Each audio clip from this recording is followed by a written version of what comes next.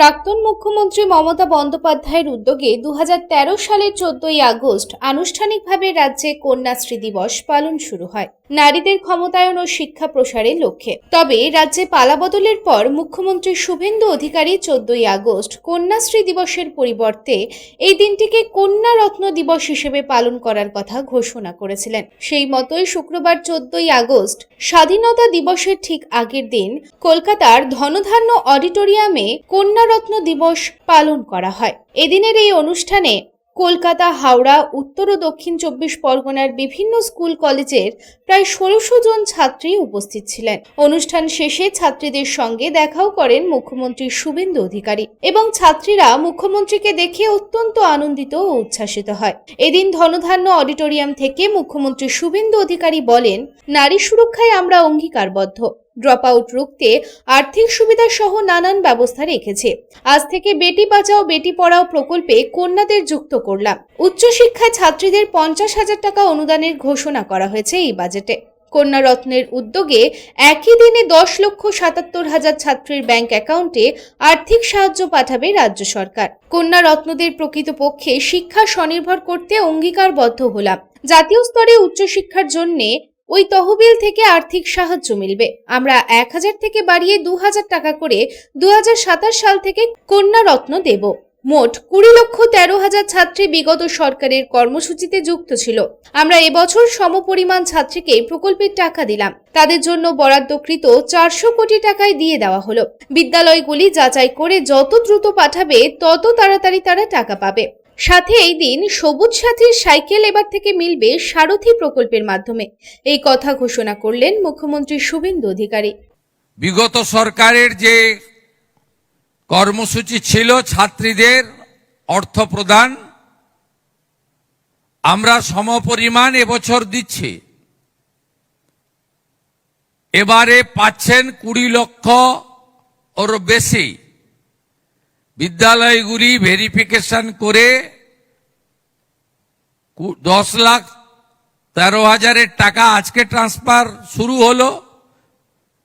বিদ্যালয়গুলি যত তাড়াতাড়ি পাঠিয়ে দেবেন, আমরা তত তাড়াতাড়ি এই তাদের জন্য বরাদ্দকৃত 400 কোটি টাকাই আজকে ট্রান্সফার করে দিলাম।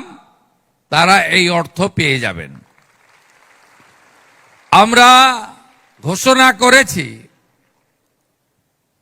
কলেজ এবং বিশ্ববিদ্যালয়ের ক্ষেত্রে ছাত্রীদের উচ্চশিক্ষা মাঝপথে বন্ধ করার ক্ষেত্রে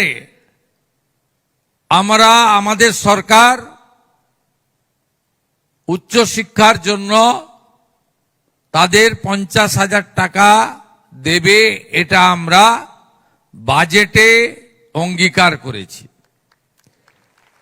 আমি আজকে যতগুলি স্কিম আমরা উদ্বোধন করলাম নতুন করে, বেটি বাঁচাও বেটি পড়াও সহ এই কর্মসূচিগুলো সফল করার ক্ষেত্রে শিশু ও নারী কল্যাণ দপ্তর, শিক্ষা দপ্তর এবং সংশ্লিষ্ট আরো যে দপ্তরগুলি রয়েছে একযোগে আমরা কাজ করব এবং কন্যা রত্নদেরকে আমরা প্রকৃতপক্ষে শিক্ষা,